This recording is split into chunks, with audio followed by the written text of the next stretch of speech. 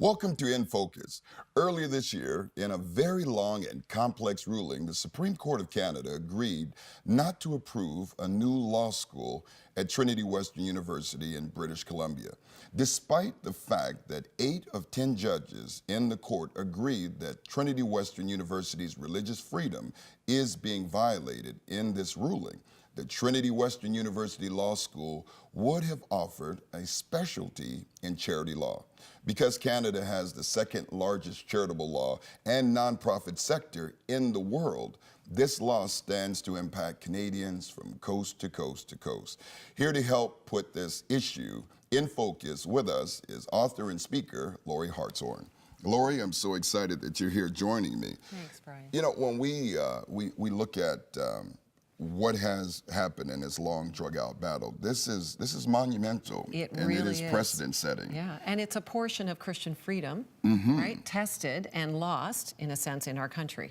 And it's a shot over the bow that says we can't take this for granted. Right. When we're talking about the role of charitable law, can you help us to really understand exactly what that means? Yeah, and I think people need to understand, too, that this law school wasn't going to cover all forms of law, but they were looking at wanting to have give access to charitable law in Canada, which is it's a specialization actually, and there's only 3 other schools in Canada, in law schools in Canada, that actually focus on this, and Trinity Western's desire was to be a specialized program in charitable law in our country. With over 8,000 charities a year coming on, I mean, this is a very important issue. And we're talking about humanitarian aid, we're talking about things that deal with crisis intervention, as well as health. And providing affordable access to justice in our country, which is very important for all of us to understand that not everyone is given that kind of access. Trinity Western, providing their education and their training, would gain greater access for more people. Now, I find it interesting because so many people, unless we reframe the argument, we'll never reframe from just a knee-jerk reaction. But the whole thing started with the student covenant. Right. That's really what is the crux of the issue. And this student covenant is something that students were asked to sign, and there was multiple layers of agreed upon lifestyle choices, right to, lying and abusive language, or verbal intimidation, or gossip, or drunkenness, or, harassment, all of these, what we would say acceptable conduct levels that we'd want in any school, but it also included how they live out their sexuality. And this became the heightened argument in the court. You know, I thought it was interesting because I've been gathering things from around the country, and we have been joined by ARPA and Andre Schutten and the EFC, Evangelical Fellowship of Canada, and you can find all of this information on our website as well, 700club.ca. It was important to note that in this particular covenant, one of the things that is really at stake here is sexuality versus religious freedom. Right. And in the covenant, it did not in any way segregate, or let's just say it did not discriminate against anyone coming in, but it does have Christian values and standards. It says that this means that the students and the faculty members are in good standing, good Christian standing. You can't fornicate, commit adultery, or engage in heterosexual or homosexual behavior. And so we're talking about things that the Bible says are how we are all with good, orderly direction to live. And I find it interesting that Andre Schutten, he makes the point, he said the disappointing thing is, from our standpoint and our perspective, is this.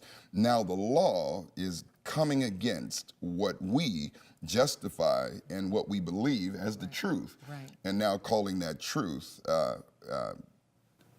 bigotry. Right. And so as believers, religious freedom says we can believe what the Bible teaches. Yes. And we must believe what the Bible says. We must believe, and this flies in the face of that actually a Christian school formed on Christian values no longer can operate in that way.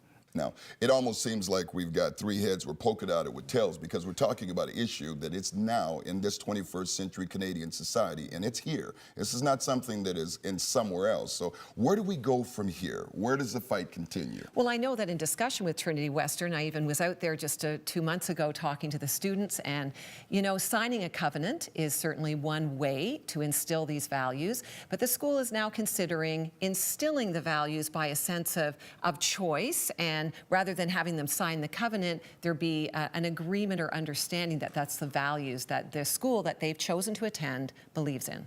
Well, and I think that is a strong line, and I think it's important. I want to encourage those that have been praying for this, because the fight doesn't stop here. It moves to a different platform. And with that platform, I believe it's John 1:14 before 3:16, the Word becoming flesh and dwelling among us. What this means is now, instead of us holding to just the doors of the church, we're going to have to go outside and now in the public square live what we or practice what we preach. And we're going to have a clear line that this is what Christian values are. Right, right, absolutely.